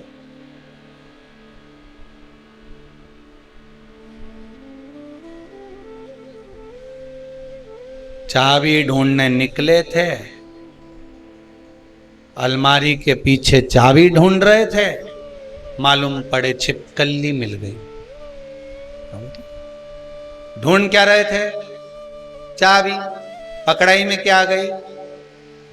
दुनिया में कोई व्यक्ति ऐसा है जो छिपकली ढूंढेगा कि छिपकली पकड़ेगा? अरे बोलो तो सही। वो क्या ढूंढ रहा था? चाबी। मिल गई छिपकली। यही जीवन है। ढूंढने आए थे भगवान का नाम, ढूंढने आए थे भगवान का भजन, ढूंढने निकले थे कि इस आत्मा की शांति हो, आनंद की अनुभूति हो, आनंद ढूंढने के लिए निकले थे। मिला?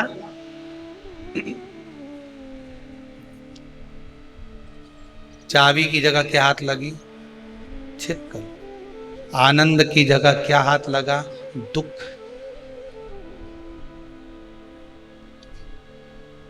कितने बड़े बड़े संत, कितने बड़े बड़े साधु, कितने बड़े बड़े तपस्वी, कितने बड़े बड़े विद्वान, ज्ञानवान, जो विद्वत्ता में भी परिपूर्ण है, वो भी क्या ढूंढने निकले थे? संत बनकर क्या ढूंढना है? भगवान। क्या ढूंढने निकले? जम के बोलो जरा। भगवान को ढूंढने निकले, आनंद ढूंढने निकले कि मुझे परमात्मा मिलेगा। मैं अगर वन में जाकर तप करूंगा परमात्मा मिलेगा, मैं पर्वतों पर जाकर बैठ जाऊंगा परमात्मा मिलेगा, मेरे मन की शीतलता मिलेगी, मुझे आनंद की अनुभूति होगी, मुझे भगवान मिलेगा। चाबी ढूंढने निकले थे, हाथ में क्या आ गई? जम के तो बोलो। छिपकली। सुख ढूंढने निकले थे, हाथ में क्या आ गया? केवल दुख।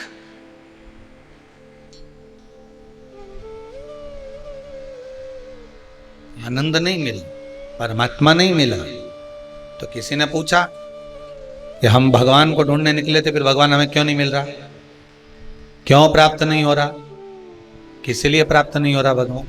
तो कहा भगवान तो मिल जाता, पर तुमने ढूंढा तो भगवान को, पर तुम ढूंढने तो निकले थे, पर वो छिपकली इसलिए हाथ में लग गई क्योंकि तुम परमात्मा से दूर हो गए।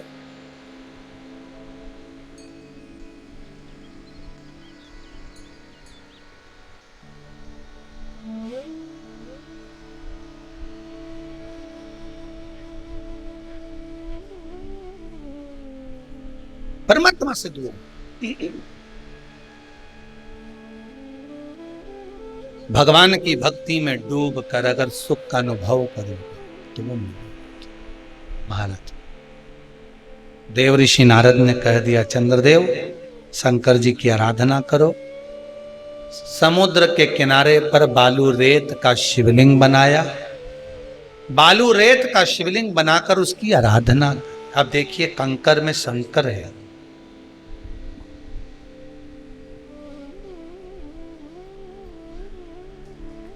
कई माताएं कहती हैं, गुरुदेव हमारे यहाँ पर शंकर भगवान का शिवलिंग नहीं है, तो क्या हम बाजार से ले आए?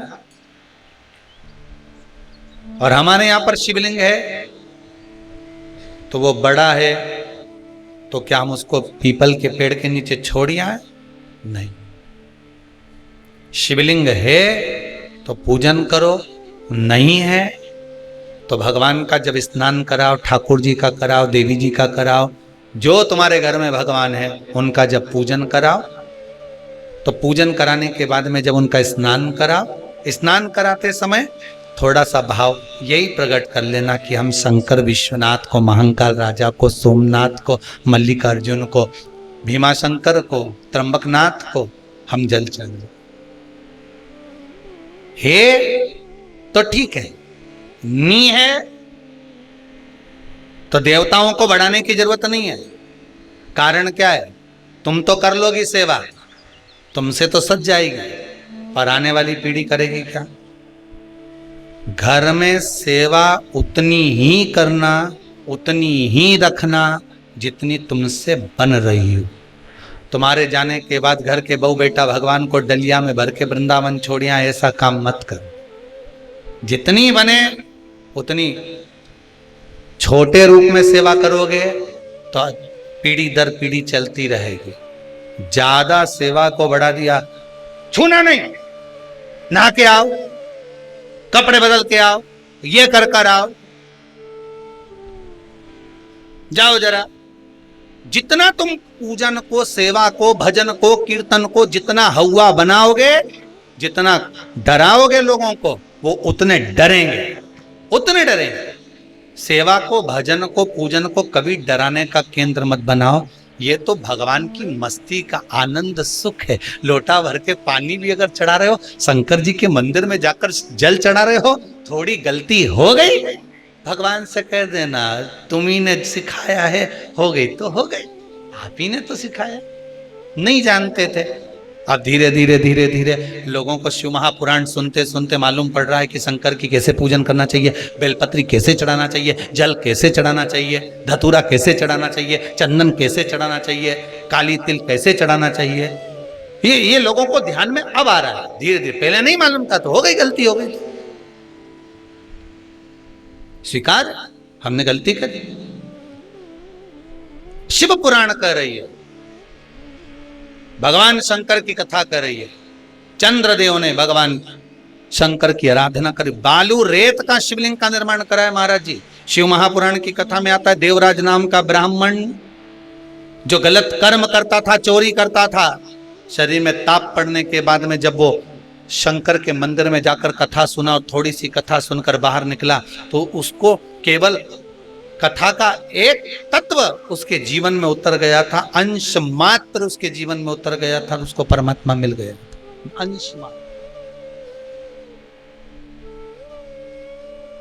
बिंदुक की धर्म पत्नी चंचुला देवी बार बार कथा में आया, पार्वती जी ने उससे शिव महापुराण की कथा कर। क्या करती थी वो चंचुला? काशी में जाकर उसने करा क्या था? पति के जाने के बाद बिंदुक जो पानी में डूबकर मर गया, प्रेत योनि में चला गया। पहले भी कथा में कहा, पानी में डूबकर मरा हुआ व्यक्ति, सर्प के डसे से मरा हुआ व्यक्ति और स्त्री के हाथ से या स्त्री के चक्कर में मरा हुआ व्यक्ति ना तो देव योनि में जाता है, ना तो बैकुंठ जाता है, ना नरक जाता है। वो तो बीच का प्रेत बनकर भटकता रहता है, उसकी गति नहीं होती, उसका मोक्ष नहीं होता।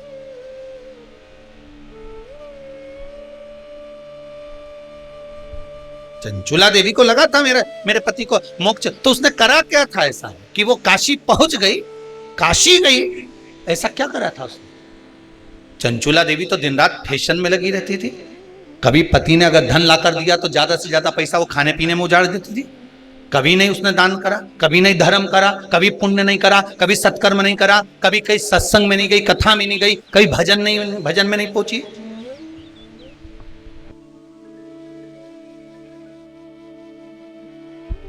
फिर उसने करा क्या?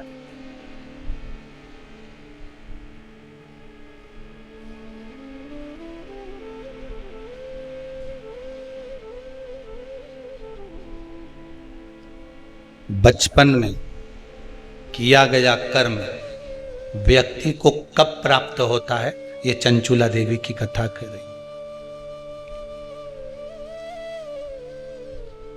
चंचुला देवी की कथा करें।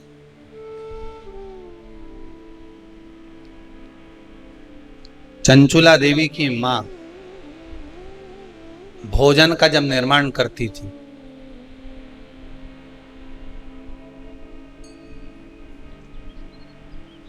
ध्यान दीजिएगा जरा, बहुत सुंदर संवाद है। शायद आप भी अपने बच्चों को इस चीज के लिए डांटते होंगे शायद।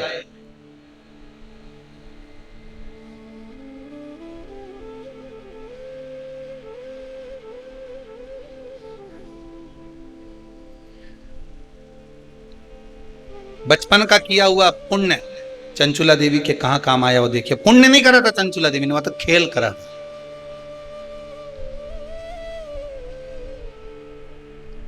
किस जगह पर काम आया? चंचुला देवी 6 वर्ष की कन्या थी। बिंदुक ब्राह्मण है, चंचुला देवी भी ब्राह्मणी थी। ब्राह्मण के घर में जन्म लिया है उस चंचुला देवी। मां जब चंचुला को पास में बिठा लेती थी भोजन कराते समय, तो आटे की लोई आटा जो उसना हुआ रहता उसको तोड़ लेती थी चंचुला। 6 वर्ष की चंचुला उसको तोड़कर गोल बनाकर चपटा करती थी। दूसरी लोई को घुमा घुमा कर जो माँ शंकर जी के मंदिर में शंकर जी को जल चढ़ाने जाती थी, उस लोई को वैसा रखकर गोल बनाकर पिंडी बनाकर उस आटे का पिंडी बनाती थी और माँ से कहती थी, माँ देखो तुम जिस मंदिर में शंकर जी को पानी चढ़ाने जाती हो ना, मैंने वो शंकर जी बनाया। ये 6 साल की चंचुला, ये बच्चे आपके भी करते होंगे। जब माँ पापड़ बेलती, माँ जब पापड़ बनाती ना तो छोटी छोटी लोई बच्चे छोटे छोटे से, हम भी बनाएंगे हम भी बनाएंगे। और वो छोटा सा बच्चा लोई लेकर बैठ गया, घुमा रहा है, चिड़िया बना रहा है, तोड़ रहा है, फोड़ रहा है। चंचुला देवी ने भी ये करा। कई लोगों ने पूछा, गुरुदेव चंचुला का पति इतना पापी था, बेकार कर्म करता था, चंचुला कभी भजन नहीं करी, दान नहीं करी, पुण्य नहीं करी, सत्कर्म नहीं करी, कभी उसने अच्छा काम नहीं करा, फिर काशी कैसे पहुंच गई? तीर्थ 12 ज्योतिर्लिंग तीर्थ स्थान में गंगा के घाट पर, हम तो ये तक कहेंगे कि कुबेरेश्वर धाम तक वही पहुंचता है जिसका थोड़ा ना थोड़ा पुण्य प्रकट हुआ होगा, नहीं तो जा ही नहीं सकता। अगर पुण्य प्रकट नहीं है, आ कोई रहा था, मालूम पड़े कोई दूसरा आ गया, गाड़ी में बैठने ही वाली थी, इतनी देर में फोन आ गया कि तू नहीं जाएगी, और तुरंत गाड़ी से उतरना पड़ा। टिकट हो गया, जाना था तुझको, पहुंच गया दूसरा। सोचो कारण क्या हुआ होगा। चंचुला आखिर कैसे काशी पहुंच गई? पति के जाने के बाद, पति जब था तब तो काशी नहीं गई चंचुला, कभी आनंदवन नहीं गई चंचुला, पर आज काशी कैसे पहुंच गई चंचुला? कारण क्या था चंचुला का? ये आज का कारण नहीं है। चंचुला जब 6 साल की थी, आटे की लोइयों को शंकर की आकृति बना देती थी। भले उसने भजन नहीं करा, भले उसने पुण्य नहीं करा, नाम नहीं जपा, पर आकृति तो बनाई है, निर्मित तो करा।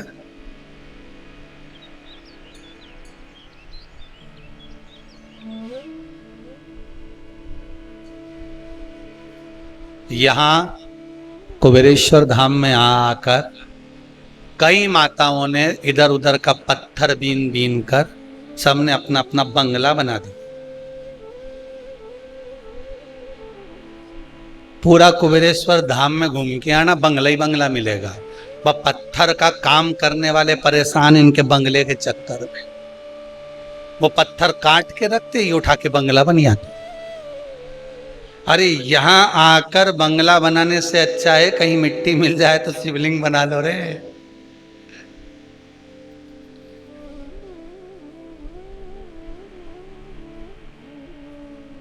कुछ नहीं तो इतनी सी मिट्टी को गोल कर कर रख कर ही शंकर का स्वरूप बना लिया, तो ये यहाँ कथा कह रही है कि वो काम आ जाएगा। कोठी बंगलो वालो सुन लो, एक दिन ऐसा धन दौलत और माल खजाना सभी पड़ा। अब चंचुला देवी का पति प्राण छोड़कर चले गया। कितना धन, कितना वैभव, कितनी सत्ता थी बिंदुक के पास में, चोरी का ढेर धन पड़ा हुआ था। भोग कर सका नहीं, सुख भोग सका नहीं, मिला कुछ नहीं। ऐसा नहीं है, अभी अभी दिवाली पे तुम लोग सफाई करोगे ना, तो तुम्हारे घर में भी देखना इतना सामान, राम जी राम, कितना पड़ा, इतना कपड़ा अलमारी में धूप में सुखाओ, इतनी साड़ी, ये तो मैंने पहनी आज ही दिखी, कहां रख दी थी, निकली। इतना सामान, छोटे से मकान में इतना इतना इतना सामान। अब मन में सोचना जरा, सामान इतना सारा है और पल की खबर नहीं है, निपटी गई कल की कल। तो अब साड़ी कैसे पहनेगी, सामान ढेर भरा, इसका क्या होगा, क्या भरोसा। साथ देती नहीं ये किसी का, क्या भरोसा है इसको, क्या भरोसा। इसीलिए बारंबार कहते हैं, भजन करो, स्मरण करो, मंत्र जाप करो, नाम जाप करो, भगवान की भक्ति में डूबे रहो। कुछ नहीं जपना, श्री शिवाय नमस्तुभ्यम ही बोल लिया बहुत है। राम बोल लो, कृष्ण बोल लो, कुछ तो जपो, कुछ तो जपो। भरोसा नहीं जीवन,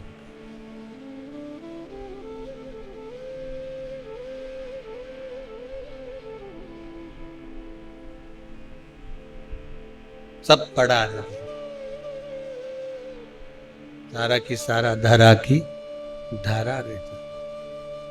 धन दौलत और माल खजाना यहीं पड़ा,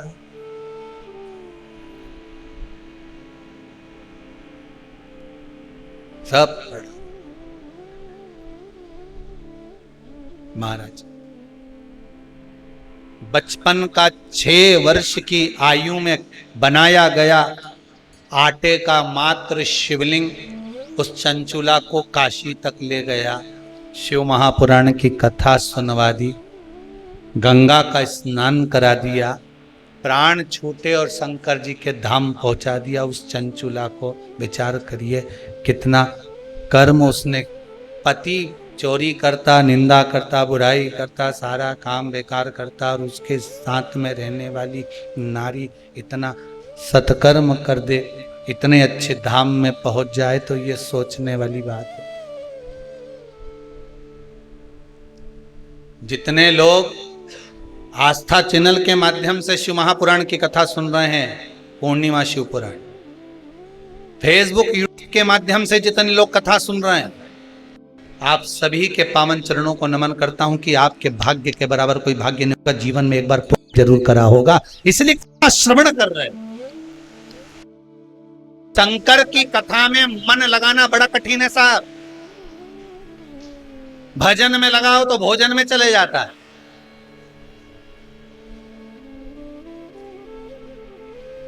कथा में लगाओ तो फिल्म में चले जाता है। केवल बटन का अंतर है, रिमोट तुम्हारे हाथ में ही है। इधर से इधर दबा दिया तो अभी गाना चालू हो जाएगा, नाटक चालू हो जाएगा, फिल्म चालू हो जाएगी, और इधर से इधर दबा दिया तो आस्था चैनल चालू हो। ये बटन दबे नहीं तो सत्संग मिले, और बटन नहीं दबे, इधर की इधर दब गई, बस यही बुद्धि है।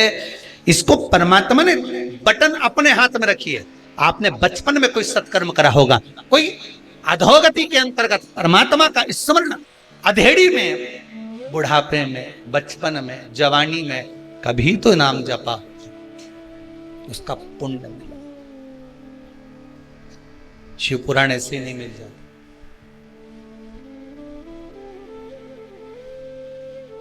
कहाँ पहले लोग भाव गांव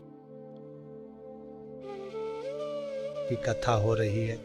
पहले लोगों ने शंकर जी के शिवलिंग को ले जाकर पीपल के पेड़ के नीचे धर दिया। कोई ने कह दिया शंकर जी के मत पूछो, सब उठा उठा के धरिया है। अब सब पीपल के पेड़ के नीचे से वापिस शंकर जी घर लिया है।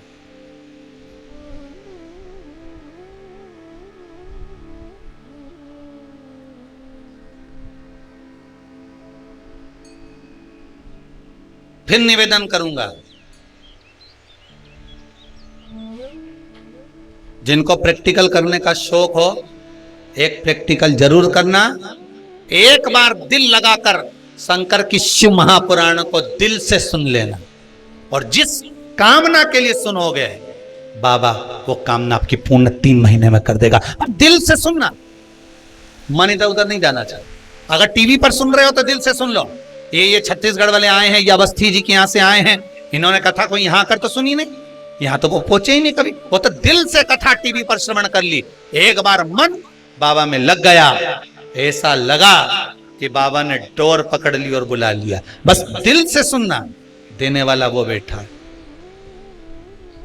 आज कोई माता जब हम जा रहे थे पूजन के लिए तो कह रही थी, गुरुदेव भगवान ने ऐसी कृपा करी, 3 महीने पहले आई थी बच्चे के जॉब के लिए, लग गए, बैठी होगी कहीं दुबली पतली सी माता जी, बड़े प्रेम से। बाबा कृपा करे तो क्यों ना कृपा हो सके। आपका विश्वास है तो परमात्मा है। सुनो तो दिल से।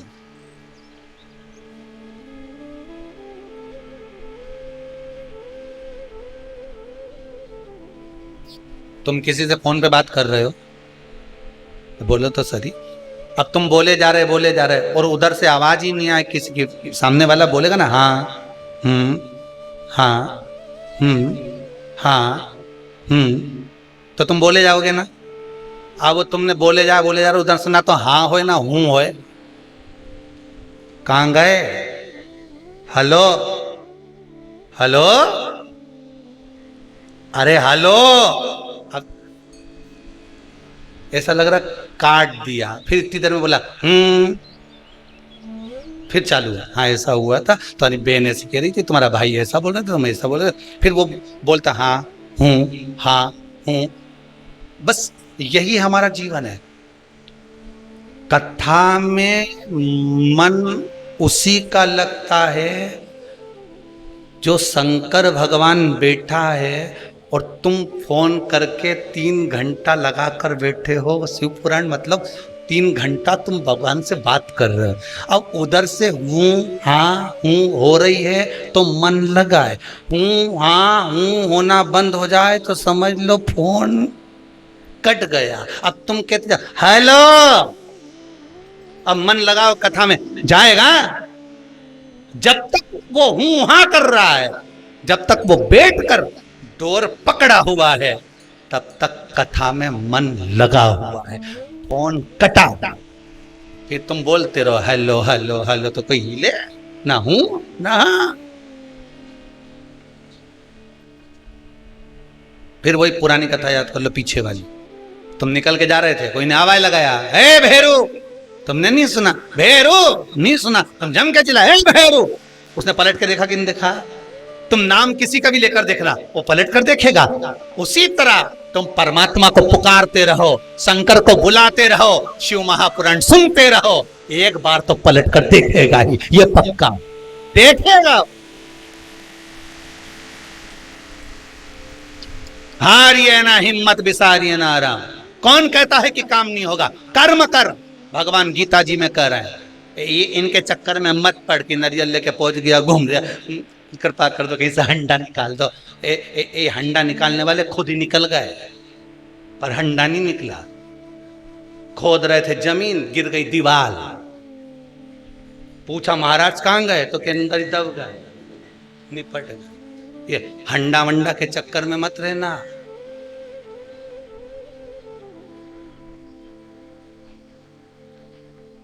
कई लोग के महाराज हमारी दुकान पे किसी ने कुछ कर दिया इसलिए हमारी दुकान नहीं चल रही। अगर ऐसे करने वाले होते तो ना जाने वो अंबानी और मोदी पे कब्जा कर देते। बोलो तो सही है कि गलत है? ऐसे करने वाले होते तो ढेर पड़े। किसी के चक्कर में मत पड़ो, एक ही का चक्कर भारी है, वो है त्रिपुंडधारी त्रिशूलधारी त्रिपुरारी, मेरा कालो का काल महाकाल सब पर भारी है, एक ही भारी, किसी के चक्कर में नहीं। अब के हमारी दुकान नहीं चल रही, पहले अच्छी चलती थी, बाजू वाले ने कुछ कर दिया, अच्छा अरे राम किसने बताया? एक महाराज जी से पूछा था, उनने कहा तुम्हारी दुकान पे कुछ कर दिया। तो हमने कहा भैया ऐसा करने वाला हो तो दुनिया के लोग ना जाने इतने बड़े जो ऊपर बढ़ते जा रहे हैं उन पे नहीं कर देता है। तू ही मिला, काय की दुकान तेरी? गुटखा की। और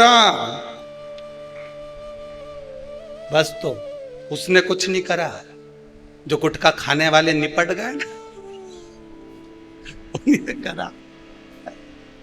काय कर बोले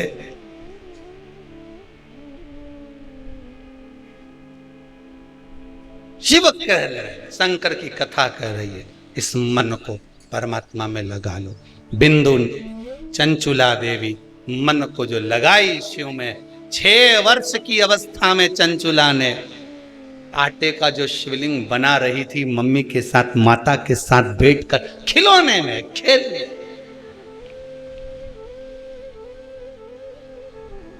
पुराने जमाने के बच्चे खेलते भी थे तो भगवान से खेलते थे, बोलो सही है कि गलत है? कहीं गणेश जी की मूर्ति उठा लाए पुरानी, कहीं लक्ष्मी जी को उठा लाए, कहीं इतना सा खेल खिलौना पहले दिवाली पे मिलती थी वो चक्की और खिलौना और ये और वो, उससे खेलते थे।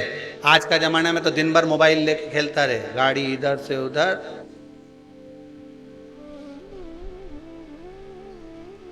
अब भगवान से खेलते थे तो कहीं उसका पुण्य तो खाते में होता था कि नहीं होता था? पुण्य मिल जाता था। पार्वती जी ने करा क्या था? 4 साल की अवस्था में माता पार्वती बालू का शिवलिंग बनाती, पूजन करती, पत्तियां तोड़ के शंकर जी पे चढ़ाती, भगवान का भजन करती रहती, श्री शिवाय नमस्तुभ्यम ओम नमः शिवाय जपती रहती। भगवान को उसका पुण्य फल मिला, पार्वती जी को शंकर जी मिल गए। फल तो प्राप्त हुआ, आनंद तो प्राप्त हुआ, मिला। प्रेत योनि से छूटने के लिए चंचुला देवी ने शिव महापुराण की कथा कर दी। अहंकार को त्यागने के लिए, अभिमान को तोड़ने के लिए देव ऋषि नारद ने चंद्रदेव से शंकर की आराधना करो, श्रवण करो। अहंकार को जो त्यागने का समय हो, एक बात बहुत ध्यान दीजिएगा, भीतर अगर अभिमान है शिव नहीं मिलेगा। कहां से लाऊं चंदा, कहां से लाऊं सूरज, कहां से लाऊं तारे, आकाश जड़े रे, ओ भोले तेरी सेवा हमसे ना बनी। कहां से लाऊं लड्डू, कहां से लाऊं पेड़ा, कहां से लाऊं बर्फी, वो शक्कर चढ़ी रे, ओ भोले तेरी से हमसे ना बनी।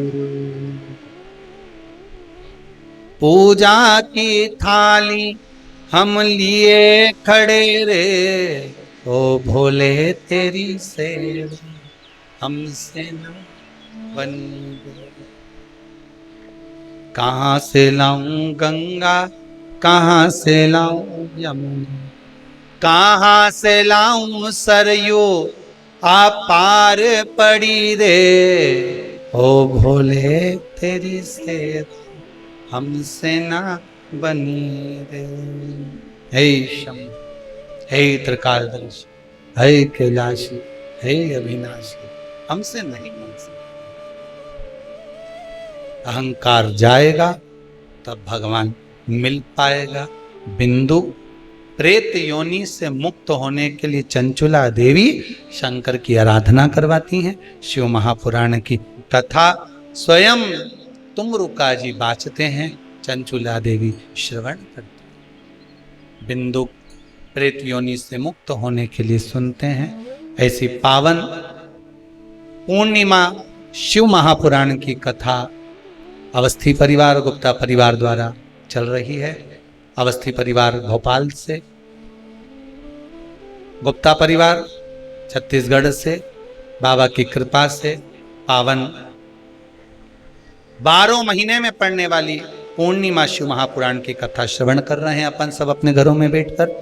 निवेदन है, परिवार के लोग अगर पूर्णिमा शिव महापुराण की कथा नहीं सुन पा रहे तो सबको सूचना कर दो, सुबह 11 बजे से दोपहर 2 बजे तक पूर्णिमा शिव महापुराण की कथा को अवश्य श्रवण करें और अपने जीवन में उसको उतारें। कल से 12 महीने पढ़ने वाली पूर्णिमा का चरित्र, कैसी पूर्णिमा का क्या व्याख्यान है, क्या वर्णन है, उसको श्रवण करेंगे, स्मरण करेंगे, भाव से सुनेंगे। आज की कथा को यहाँ विराम की ओर लेते हैं।